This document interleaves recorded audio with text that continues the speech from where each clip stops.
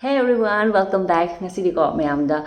lafoi gi recipe haidi lafoi asang mo do ko gi munda ba lafoi do adugi recipe bitang mayamda share to da bune recipe kara ado haidi lafoi se changchang su kana ina cha bu su haw ba chang da su kana ba duga na ba phawang amba recipe ka su yawre mayam थोंबबुदी हौजारानी मैम अदो हजिक हौद्रिङैदा को मैमदा आई यामना खोई skin care दमकते यामना मरो ओइबा product मखदम मैमदा share तौजरमगे हाइदी खोई अहन ओइशेलकपा चही यामखलकपगी मदुंगिना खोई स्किन से लूज ओइरेदना स्किन से लूज ओइरगा खोई स्माइना तुखोंगुंबा लाउथोरकपा आइदी ओपन पोर्स गुंबा ओइरकपा सिगी प्रॉब्लम से सॉल्व ओइनबगी प्रोडक्ट निंग सिगी प्रोडक्ट से The Dermoco designed by dermatologist sisine mogi pore minimizing range sai tare ko sigi product se अहनबदा सिसे pore minimizing clay daily face wash ने को सिसे अशिसे डायरेक्ट अखोई वेट फेस न माइ दम अप्लाई तौर सिसे फेस वॉश तौदोने दुगा लुगोंग वाटर न माइ ताथोकपिरग लोरे दुगा अनि सुबदा सिना पोर मिनिमाइजिंग रेंज के फेस सीरम ने को सिसे ड्रॉप अहुम दि 3 to 5 ड्रॉप्स कुम हापगा दम माइ दम तैबिरनी अदुगा अहुम सुब स्टेप तना पोर मिनिमाइजिंग रेंज के सिसना मॉइस्चराइजर ने को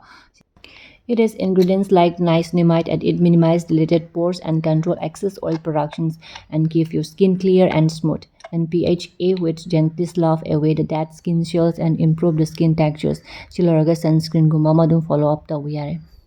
Aduga chahi mada satra lairaba lishing taramutadi moy du mating pangi haidi every time you buy from them Dermoco will link your order to a child that help educate along with Bhumi. So guys, sigi Dermoco gi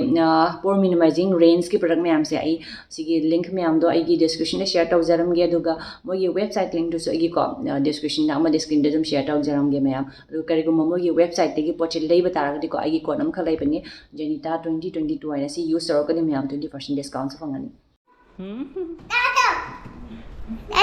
Dad pero se camera se ngai ma sana lai mi tisum Lo, lafoi thong chila. So guys, hojik thong doi se sigi lafoi asang basini ko to sigi green lafoi ahingba ahingba thai se asang basi si sini thong doi se. De siga tilo chanam sing shuba khamen sin bi de le ai di mayam sum daily chana le ba chainhang du di dum common oil loi khangi da na ne kitang unique oi ba taw ke daw ne. Do I hojik same do she lafoi gi recipe si ko makal ahum khak ni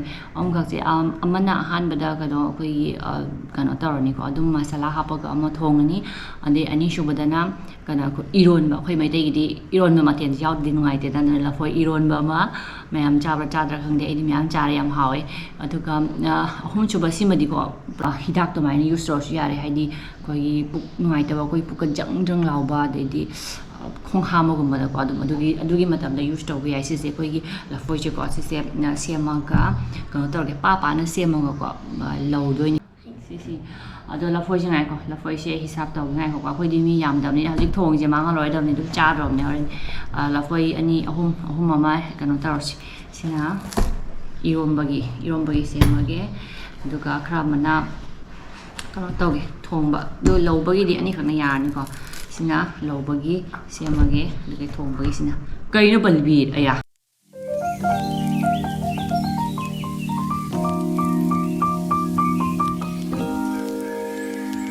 si le ko la foi asem basi khara do mayam si hana ai chamaga semaga thongbaga kana tawbaga tawrage kana irombaga aduga lowbudi ko na semge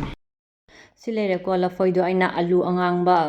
kharap chele alu angangbaga iron ge tawne sina ngari ga morok kale si nganjan grani ko karam kam ge domne fast launa ising kitang apchilaga ko shortcut tosala da bani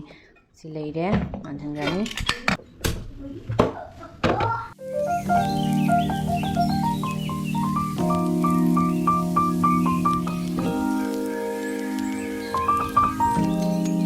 Sila ko semo don ki lomo hi kam ne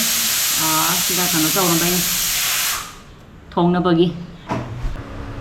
thau mule hojik myam ai thau de ko hapen na sai ken ro banana do kaba ngau tho ni masai gi banana gi yellowish color ama hapet la kani ba ma gi mulak bagi adu ko ngau rani ai ngau ba se madam ji lak da gi mind protein so de nga sai thong ni khala mani me ya pa thong bu thong roi adi kra dry oin ngau si pa me dry oin ngau rani hojik mai color si lai ko ei lokhalaga thamani duka tilau chanam kai ka habaga mungau doini sisi lokhale duga hojik mai color sim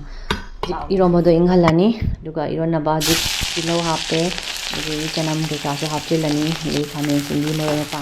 abaga na masala jana munna bangau jarage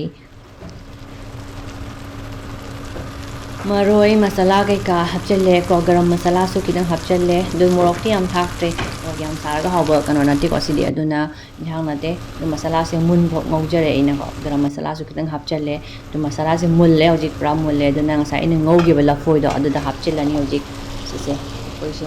duga khabai na ko tap tap na sidi yam kana otpadi yaro sise adu tap tap na sumaina aina khabai apak ko pai se dugine ba horen thok thok sumaina on thok pa yana bagine ba aidi yam nusi tap no ot tawana tadi hoi loi kai kan di hauroi ba duna ni tap tap sumaina ot laga ko minute manga muk hapet